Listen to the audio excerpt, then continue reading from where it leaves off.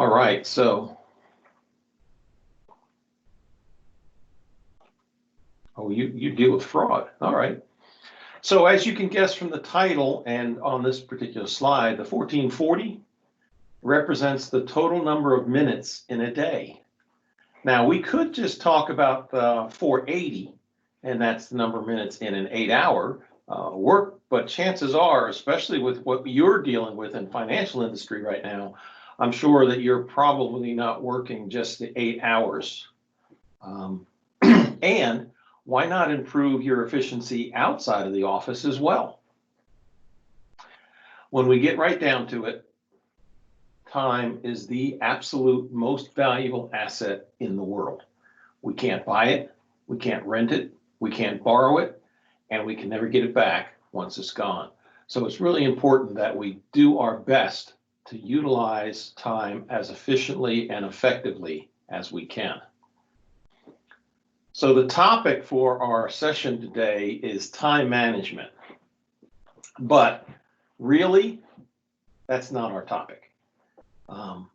Because time can't really be managed. It happens whether you like it or not. So let's talk about our real subject. And that is self-management. Because that's what we're really talking about. So you might say, but Glenn, there are thousands of books written, hours of research about time management. Are you saying that all those authors and professors are wrong?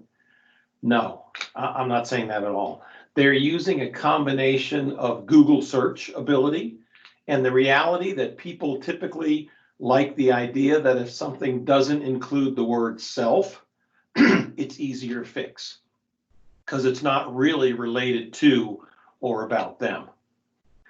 So if we're going to be successful with self-management, we need to make a few changes. And we want to keep those changes small because we're all more likely to continue something if it's not too drastic. When we think about New Year's resolutions, people always typically make these grandiose ideas for change. And usually it takes about 2 to 3 weeks on average for most people to give up those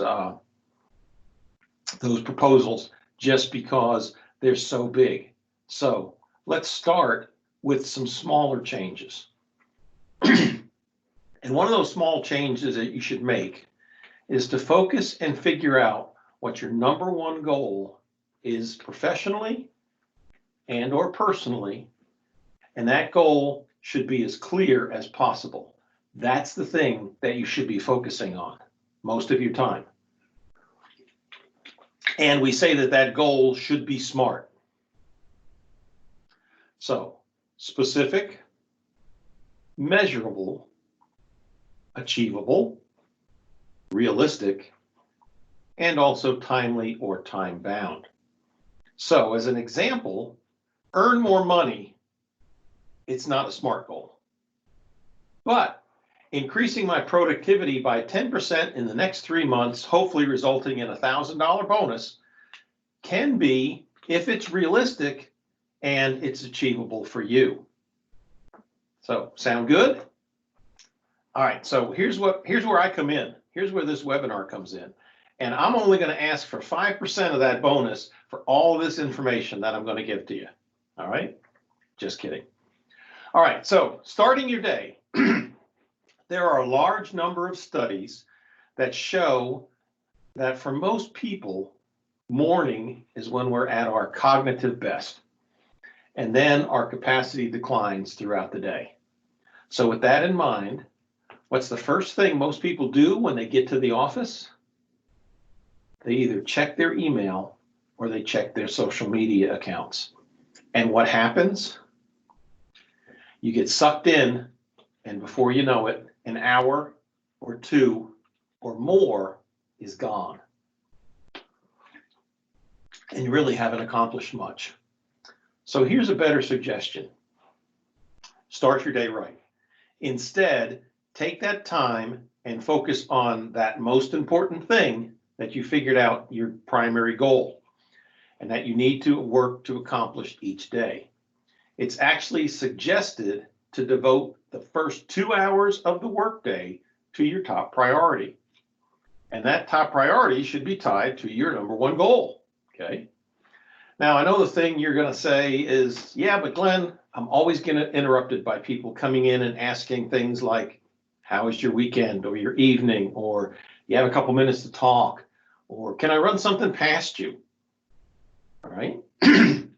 Vince Lombardi, the great football coach, said wisely that success demands singleness of purpose. So let's address the overall concept by suggesting something that Steve Jobs practiced.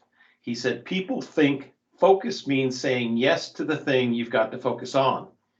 But that's not what it means at all. It means saying no to the 100 other good ideas that there are. You have to pick carefully. I'm actually as proud of the things we haven't done as the things that we have. Innovation is saying no to 1,000 things and yes to the one thing. So focusing on the most important at the beginning of your day is a great way to better utilize your time. It's okay to say no politely and suggest another time for those conversations. Just like you have your own ineffective habits, others have them too. And working to change those habits, how they affect your goals, by suggesting catching up later in the day or the week or the month, if you really don't want to talk to them. Okay. Remember the 1440, and our most important thing when we're saying no, because again, every yes to one thing is a no to something else. Here's another little tip for you. Beware of distant elephants, because small things grow, and that, hey, do you have a minute, can quickly turn into 10 or 15 or longer. And again, before you know it, your most productive time of the day is gone. Now, I realize you got to realize too that this is a two-way street. So you can't expect people to stop interrupting you, but then make time for you at the drop of a hat. Okay. So I know the next thing you're going to want to ask is, all right, Glenn, how do I get that 2 hours at the beginning of my day to be able to focus? Here's a great way to start. Time block your calendar. Time block or schedule your morning or your entire day, if necessary, down to 15 to 30-minute blocks. Picture your ideal calendar, what that looks like. Okay, close your eyes and think about it. Then work to turn it into reality. Treat that most important 2-hour time period of productive time as a meeting and as if it was a doctor's appointment. Okay, you don't typically cancel out on doctor's appointments because it takes so long to get back in there again. So treat your time as important as it is if you were going to a doctor, and put that right on there. If somebody wants a few minutes of your time, ask if it can wait and explain why. If you're doing focused work toward your number one priority or goal for the company, even your boss should be willing to wait a few hours unless there's a crisis. And after a while, this scheduling will become the new norm. And then people will learn not to bother you during the first hours of the day. And they might even stop bothering each other and might utilize the same technique. Some people utilize the Pomodoro method, where they set a timer for 25 minutes to work, then they take a break for 5 minutes or so, and then they reset their timer, and then take a longer break every 60 or 90 minutes. You cannot work the full 2 hours. You just can't keep the level of concentration where it needs to be. So you want to take that 2-hour period and break it into smaller pieces. Okay, 25 and 5 is a really good way to break that up. You can stay concentrated for those 25 minutes, take a little 5-minute break. It's a bio break. It's a get up. It's a walk around. Let's let the blood circulate and then get back to it again.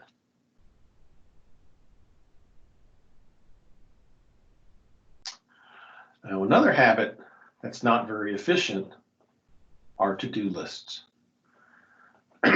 To-do lists have their problems. 50% of the things put on a to-do list typically are done within a day or even an hour. And that sounds great, right? 50%. But 41% of them are never actually done. And why? Well, there's two reasons here. There's no distinction of the time requirement. Does this take 5 minutes to do? Does this take 5 hours to do? Does this take 5 days to do? And we have a tendency to focus on the urgent and not the important. So those things that need to be done today are going to get the priority. They may not be the important things. They may not be the most important thing. They may not be a good use of your 40 minutes. But they're on the list and it's urgent. And so we spend time and focus on it to get it done so we can cross it off. Okay. And there's a factor that we'll find, there's a little bit of dopamine that gets released in the brain every time we cross something off of a list. It makes us feel good. And so we want to do it again and again, so that we continue to get those small dopamine releases. And that's why we take care of the quick little things and never really get to the ones that are actually important.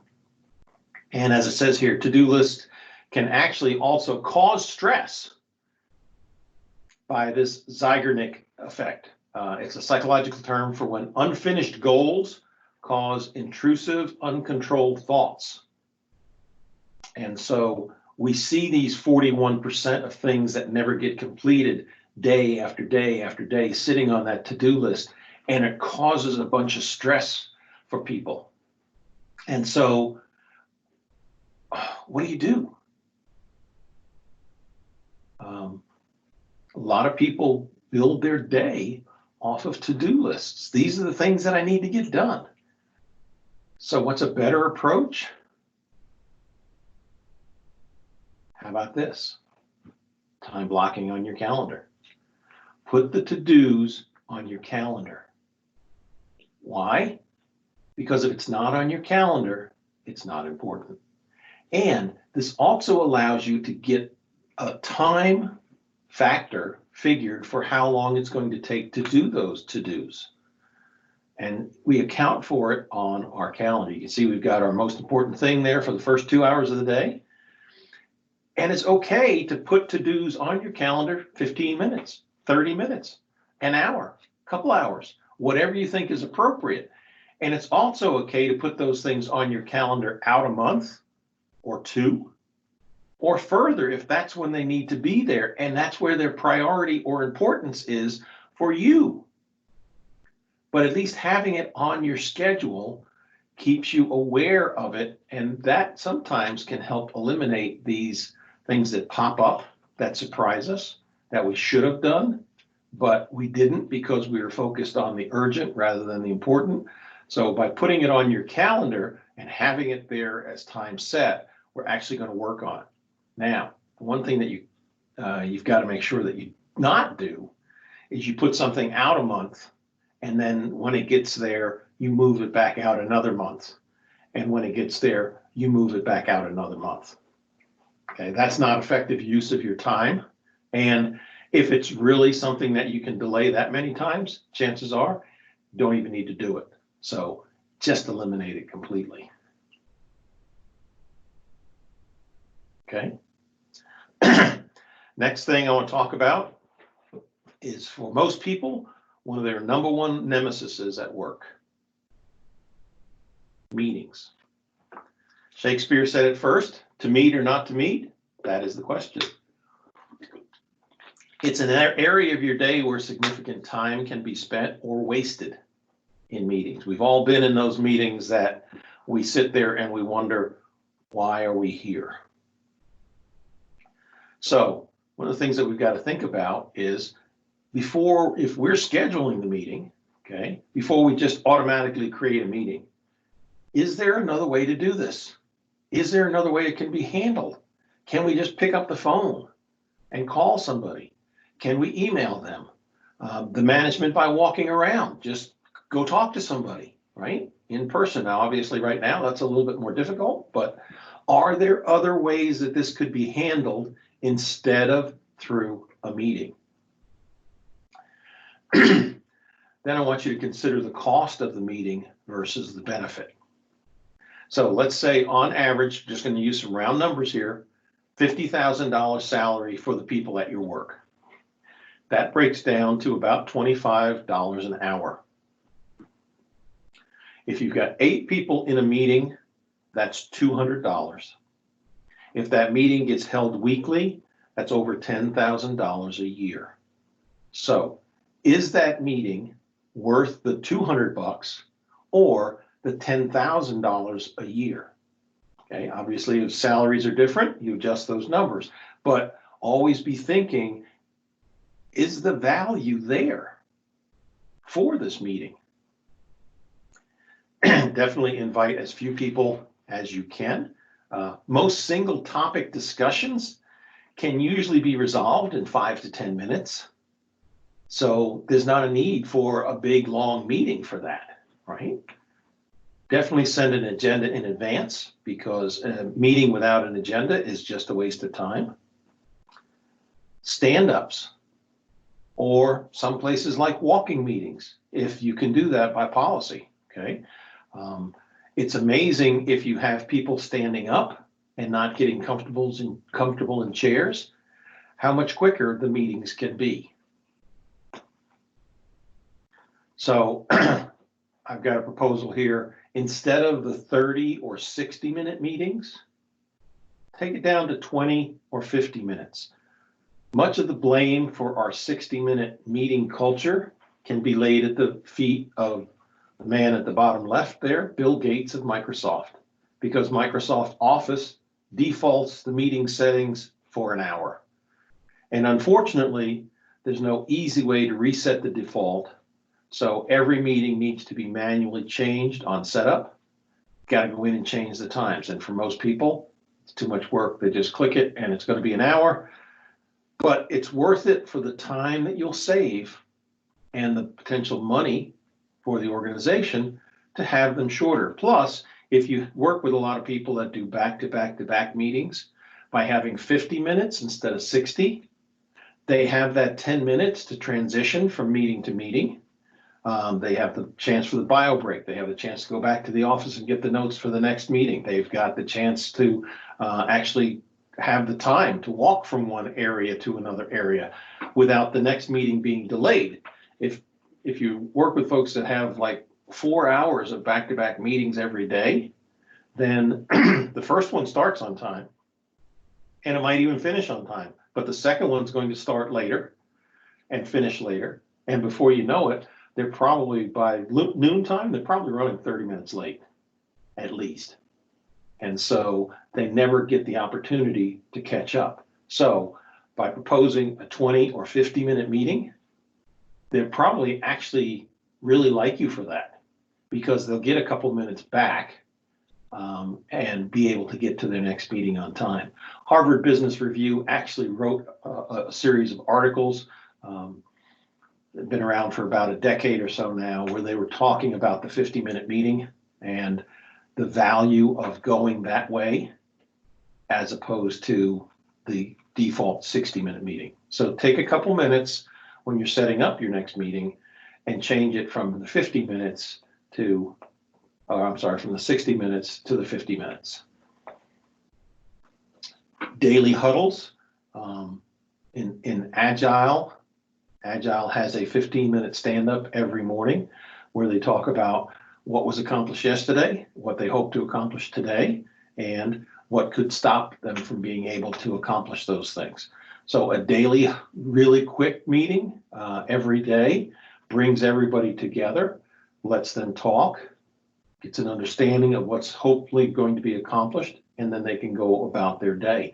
It can actually work in our environment right now. Our organization, Celerity, does 15-minute stand-ups on Monday, Wednesday, and Friday mornings, just to keep everybody in sync on what's going on with everybody else, what they're working on, and what's scheduled for the next 2 days. So daily huddles or stand-up meetings are a good, quick way that could potentially eliminate a lot of other longer meetings that may not be necessary because of that. Again, trying to prevent those back-to-back meetings. Should not have back-to-back meetings, but if necessary, by building in that buffer time, folks have time to make it from one meeting to the next on time. And then the possibility of, for an entire organization, having a no meeting Wednesday or no meeting Thursday or no meeting Friday. 1 day a week where nobody has to go to a meeting. So everybody can focus in on their work and actually get things done. We've implemented that here as well. And at a few organizations that we've worked at for clients, we've suggested that. And at first they're like, can we do that? And when they do, they never want to go back. Then the proposal is, well, instead of just no meeting Thursday, can we also have no meeting Tuesday? Yeah, you can. You absolutely can. The book to the right there, Traction by Gino Wickman. It's a great book on a lot of topics about basically about starting up companies, but there's a really good couple of chapters in there on how to hold effective meetings. It's a book that our company CEO highly recommends, and actually we run the organization and our meetings according to the Traction method.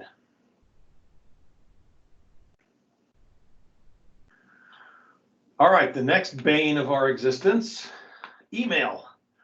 You either love it or you hate it. And sometimes, like Jim Carrey's just kind of going at it here. Average worker, how much time a day do you think is spent reading and answering email? What do you think, Katina? Too much is right. Believe it or not, 2.6 hours. Actually, I think that's a little bit low because I know some folks that it seems that they spend 8 hours a day reading and answering email. Why do we do it? Because we feel like we're accomplishing something. So every time we hit that send button, our body, again, releases that little bit of dopamine, and that feels good. So we keep doing it until it becomes a habit. And we've got to break that habit of just constantly doing email, email, email. Jim's he's just freaking out. So how do we do that? We're going to let me ask, how much time do you spend? You said too much. Do you think you're above or below that 2.6 hours?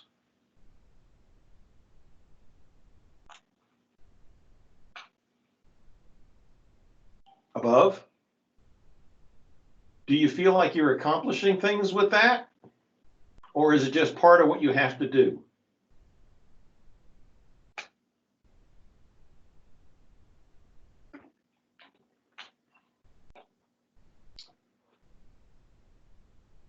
Yeah, it is a distraction. So how do we get around this? So here's a couple of proposals, a couple of things I want you to think about. All right. First of all, whether you do, I know a lot of people do, in most organizations, they've got those unnecessary email newsletters, those daily emails that come in.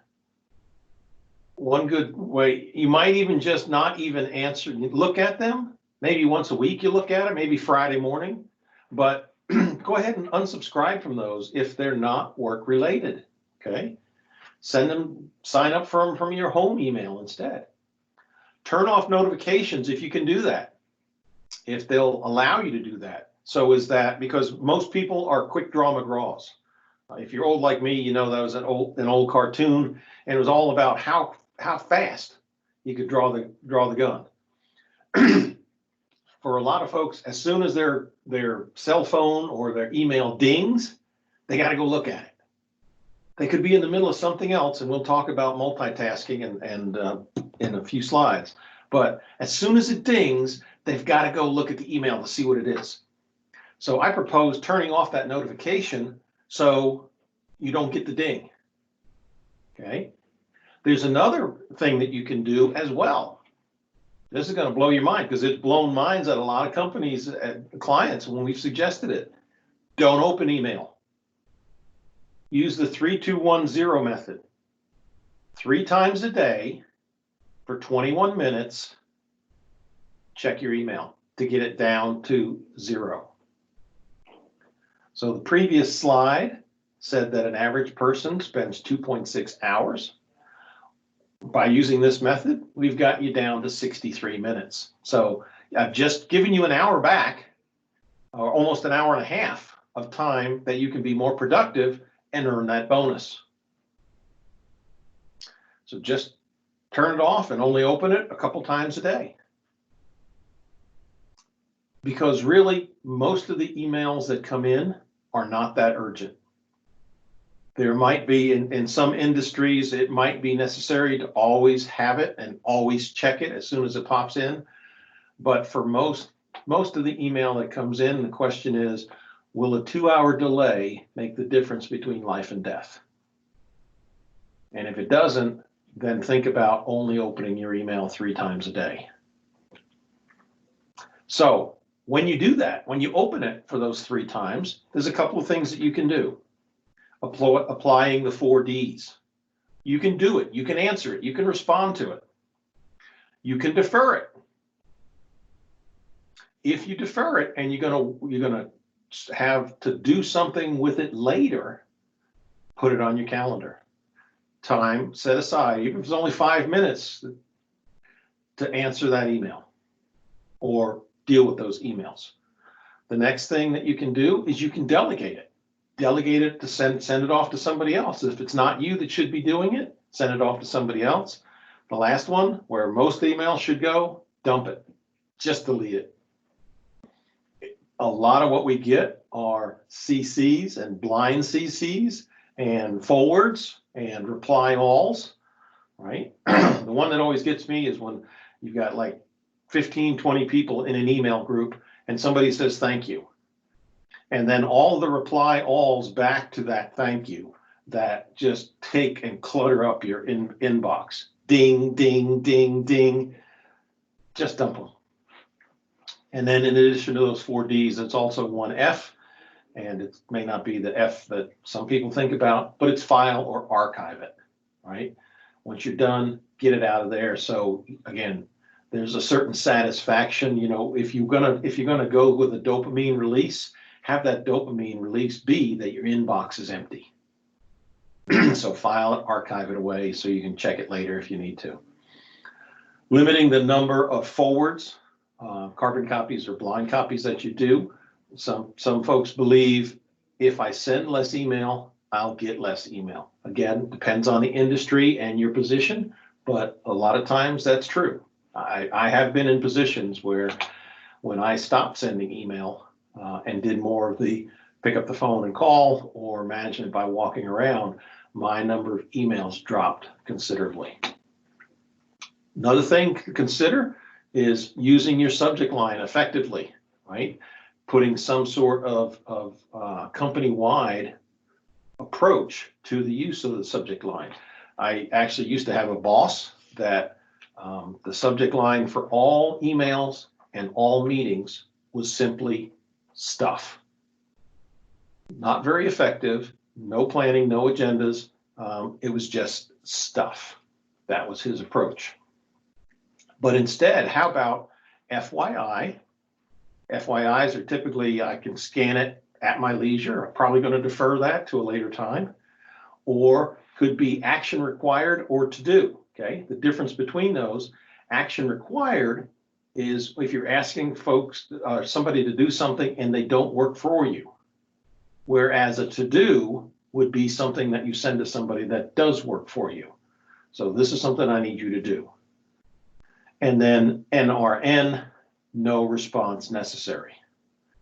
So again, that might be just instead of FYI, it might be NRN, Um, we've started doing this at here at Celerity, and when I first proposed this, people kind of, but again, they're picking up on it, and we'll see NRN and then a subject. So it's kind of like, great, just reading it through. I get it, I appreciate it, but I know that there's no response expected from me on that one.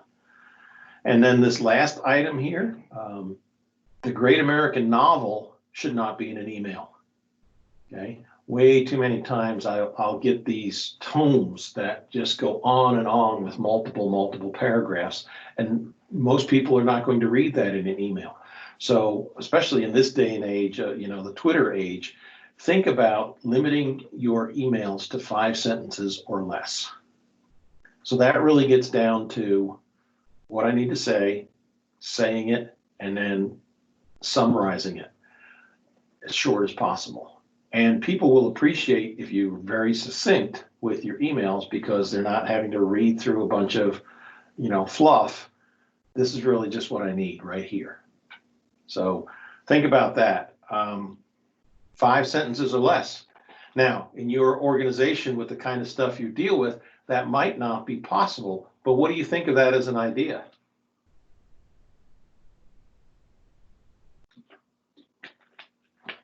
Think that could work? The expectation to be plugged in. And again, this is something that might or may not fly with your organization. Even if you're expected to be plugged in, does that mean that they're expecting a response in 30 seconds or less? That's a conversation with the boss of, hey, I was listening to this time management webinar, and there was a suggestion made that we could save a lot of time in our day if we just turned off our notifications for email. Instant messaging, I think it's a lot like email. I think it can be used effectively, or it can be a great big honking waste of time. I think it's, there's potential for it. Now, I used to work for the state, and obviously the state wasn't big on instant messaging because you couldn't track it and you didn't have records for it. But most people nowadays do not use their phone for actual phone calls. It's much more about texting and instant messaging. Because a lot of times you're away from the desk, and this becomes the desk, especially right now with the scenario that there is. Maybe that's the more appropriate way. Maybe the boss doesn't want email, says just text me, and that's okay too. But again, it's a matter of that whole quick draw McGraw, and how often do I have to look at this? Because every time we get distracted, it prevents the flow, the logical flow of things in our brain, and slows us down. So again, it might be that maybe 3210 approach to instant messaging as well. Is that the preferred method for you all, is instant messaging?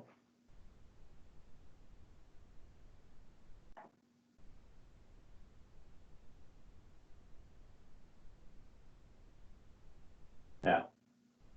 Well, again, so this one in particular may not work. There might be some of the other ones that that you can utilize.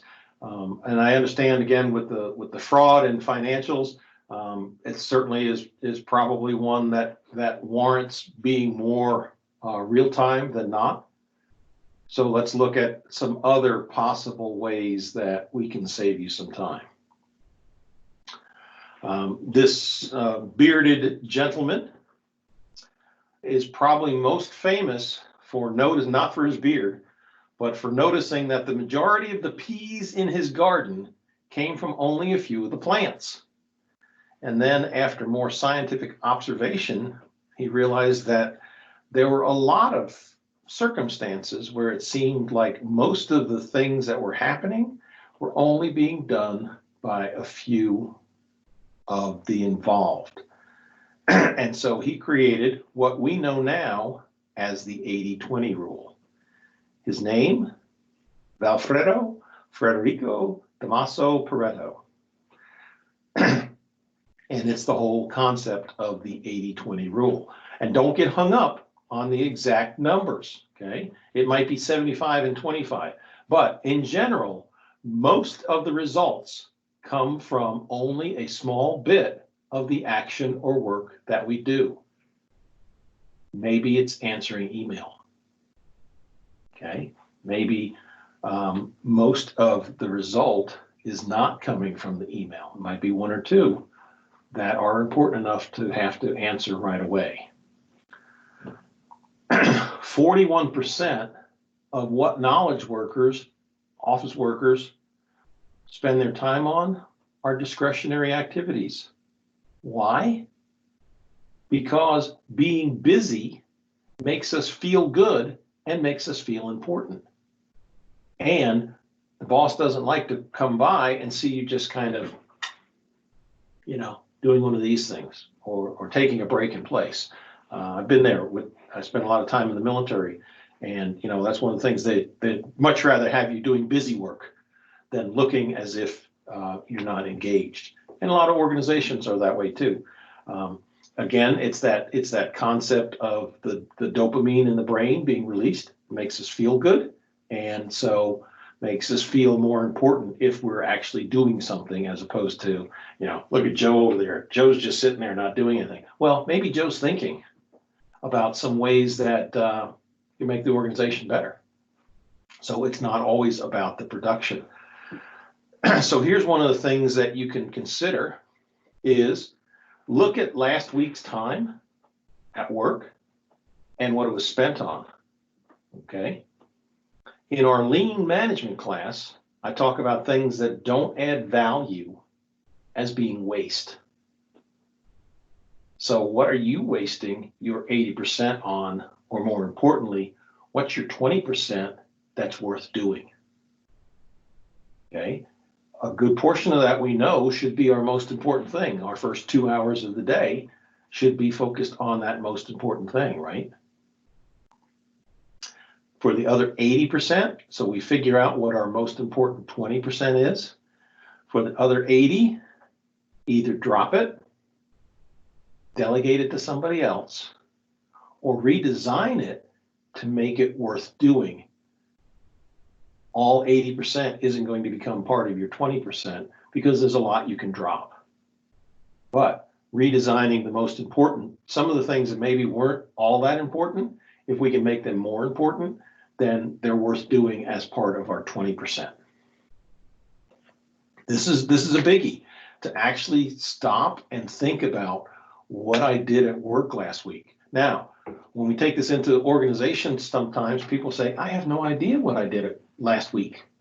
Then that tells me they're not using their calendars very effectively.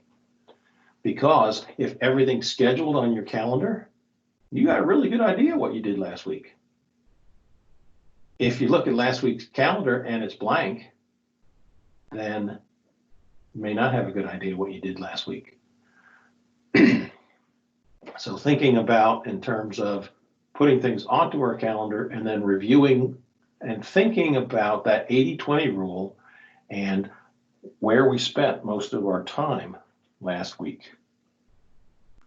And then thinking about how we can change it next week. All right, here's another biggie for us. Letting go of more. There's always going to be more. There's always going to be more to do. When you leave at night, sometimes you'll stay longer because I've got to get this stuff done before tomorrow. Okay, there's always going to be more to do. I was a Y2K coordinator, or program manager, I guess, for the Department of Revenue for the Commonwealth. Okay, and I put in for almost 2 years, I put in 16 to 18-hour days, and it was insane. It almost resulted in a divorce. Gave me all sorts of health issues. I actually developed cancer during that time. There were a lot of things that were not healthy about that, but the deadline was there. Did we make it? Absolutely. Was it worth it for my body and my life? Definitely not. Would I do it differently this time around? Absolutely. 12 to 16-hour days should not be the norm, and they are not a healthy way to approach life. There is more to life than work. there's always going to be more to do. Leave it till tomorrow. People who leave work at a consistent time are less likely to feel wired or anxious later at night and may also have an easier time falling asleep and not getting burned out. A lot of the burnout is from long-term working way more than you should be.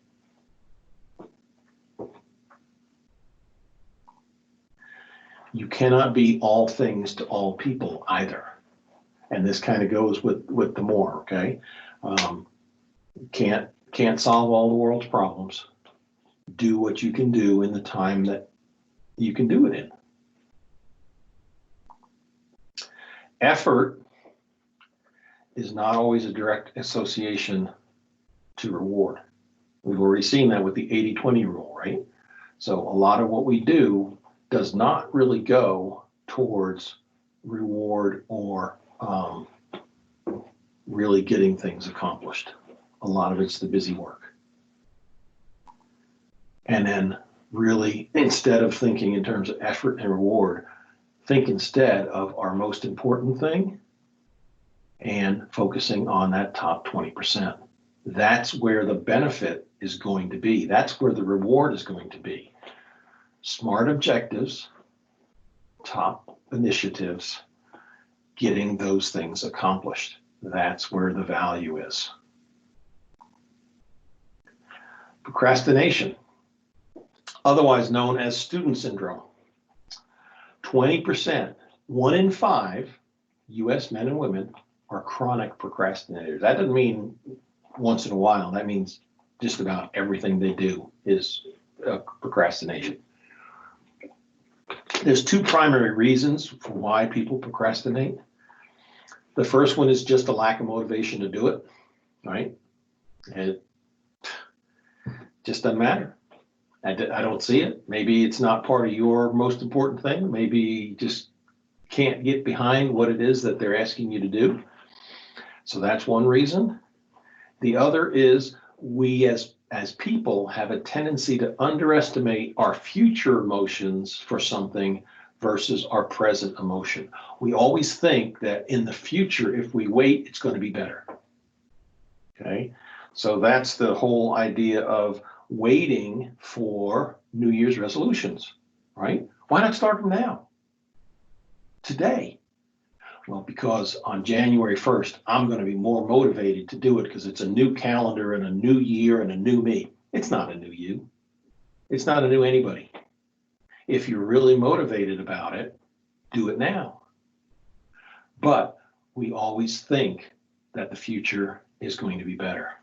And so we put it off till tomorrow. I'm going to be more interested in doing that. But in reality, it's not going to happen. So how do we stop procrastinating? First thing, put it on your calendar, because if it's not on your calendar, it doesn't matter. Procrastination is not laziness. It's just a tendency to put off those important things, those less pleasant things, for easier, more pleasant, like answering email. Because answering the email gives us that dopamine release, makes us feel good. Yep, so let's do another one. So putting it on our calendar and putting an appropriate amount of time to get it accomplished. Stop dreaming about your future self and be that person now. Don't worry about that future emotion. Make it the present emotion and deal with it. And then when possible, share those goals, whatever those objectives are that you've been procrastinating on, with a partner or a team for accountability. Okay? It's always good to have an exercise partner because they help hold you accountable. Having somebody at work that can help hold you accountable for starting now and stop procrastinating is going to benefit everybody.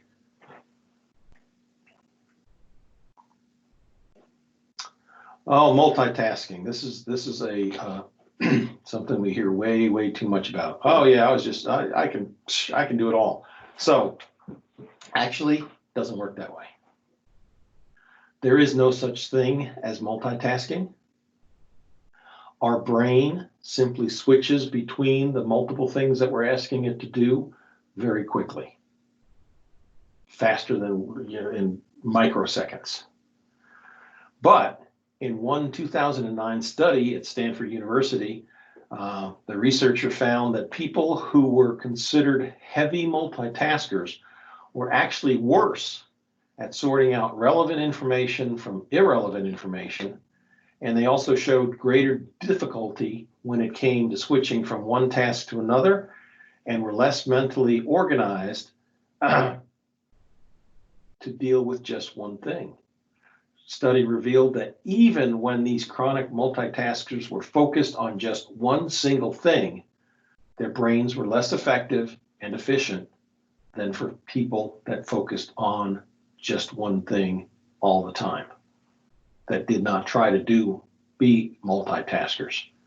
So the solution, just don't try it. Just don't do it. Focus on one thing at a time with good calendar scheduling and Pomodoro technique. If it's not on the schedule, it's not important.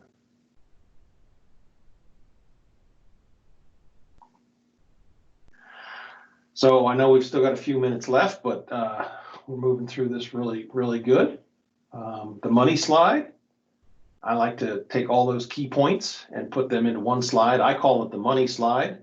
Some people call it the keys to success. So the first one is understanding that time management is really self-management. We need to figure out what our number one goal is, and that goal needs to be smart, specific, measurable, agreed upon, realistic, and time-bound. We've got to remember the power of no, because for everything that we say yes to, it means no to something else.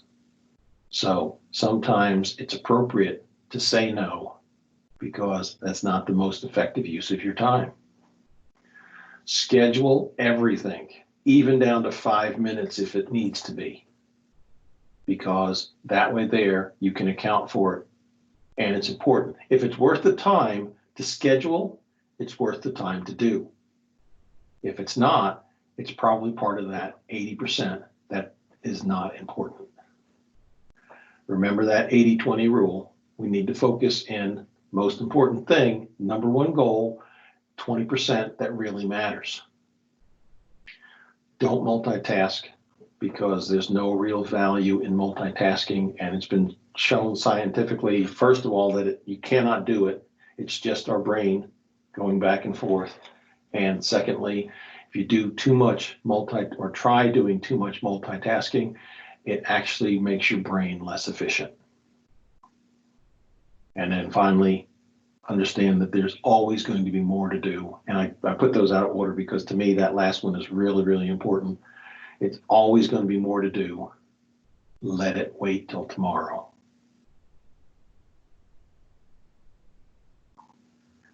So your thoughts, and you don't have to go out to this.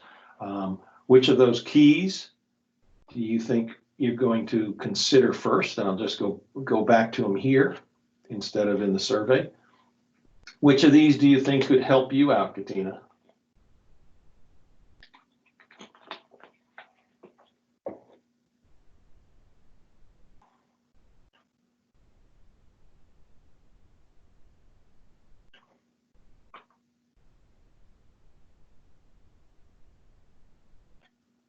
Hopefully there's a few.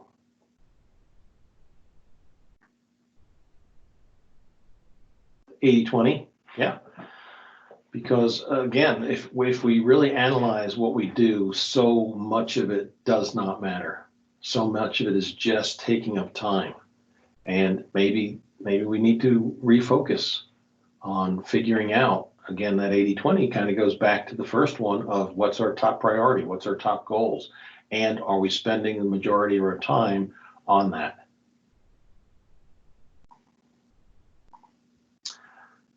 So here's a self-management time library. These are some of the books and things that I've read. that kind of helped put together this presentation. You spend so much of your time sharing your knowledge. So you're the subject matter expert. You're the Yoda that everybody comes to. Do you get a lot of that? Can I ask you, can I just take a minute of your time? Do you get a lot of that in the morning when you're trying to get stuff done? Yeah. Maybe, the infamous old open door policy, which most organizations really don't have, but they say they do.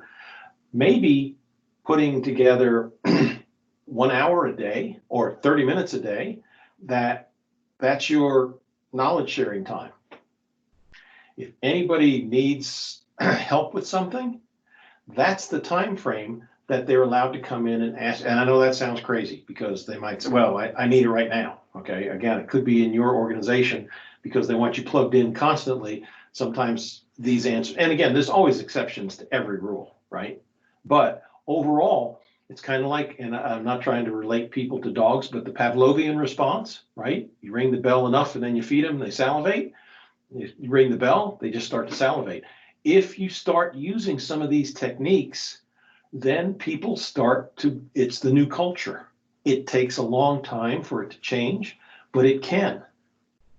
So designating the time, or maybe it's, that half hour before lunch or that half hour after lunch, or maybe it's an hour 2 times a week. But making more effective use of your time, because you are the subject matter expert, there should be some value there. Another thing would be talking about process, right? Are there processes? Are there process diagrams and definitions of those diagrams on how things get done instead of having to continually ask you how to do them? So sometimes that's one of the other things that we do with clients is we help them develop processes, because so much of the time everything is in somebody's head, nothing's written down. And so we help them create process flows for how things should go from beginning to end. And again, this is for most cases. Obviously there are going to be exceptions here and there. I come in late to get my afternoons back once everyone else goes home. I actually, I'm one of those people when I worked at the state, I always came in at about 6 o'clock in the morning, because that time from 6 to 8 was when I could get most of my work for the day done.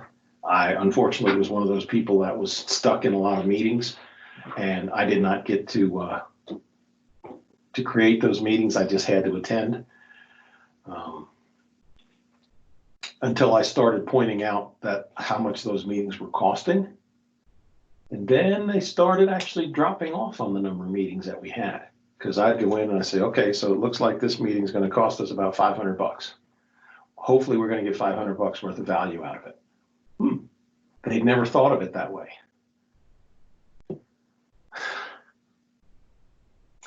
So again, some of these might be interesting. Again, the traction geared more for small business, but there are some really good things in there about how to run meetings. So hopefully there's something good here. That first one by Kevin Cruz, I really like that one a lot. And you'll see that there's a fair amount from this session that kind of relates to some of the stuff he's talking to, especially that 1440. That's something that he actually recommends doing a printout, maybe big, bold, and put it on the wall to constantly remind you that there's only so many minutes in a day, you can't get them back, and are you actually utilizing and spending them on the right stuff? So couple last things here, because I know we're coming up on the hour. If you're interested in project management as a way to help you out with what you do, there's a 4-hour primer. It's a high-level understanding about project management. There's no cost. The next one is coming up on Friday, July 10th, out there on the website. You can get to it right from that link there. And we ask you to come in with an idea for a project that you're going to be working on, and we will give you a number of explanations about project management, and then some basic tools and templates for you to utilize and consider how you would use those on your project. This is a building block for some other related classes that we do. We do have a full time management online class that you can take. Effective communications and meeting management is a live session. All the rest of these are live sessions. Managing organizational change, a lot of stuff related to project management, business analysis, and then hundreds of self-paced courses covering everything from leadership to technical and everything in between. So, any questions that you have for me?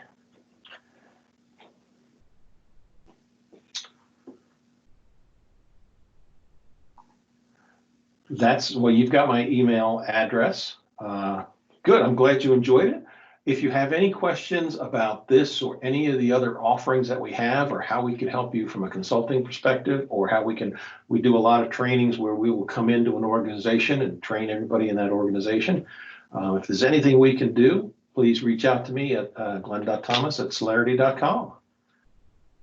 Otherwise, I think we're coming up right. I'm going to give you back 1 minute to be more time efficient. I hope you use some of these, and I hope to hear back from you on how some of these techniques, how you were able to utilize them, and it gave you better use of your time.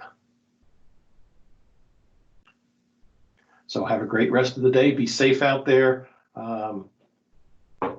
especially in the environment that you have to work. So take care.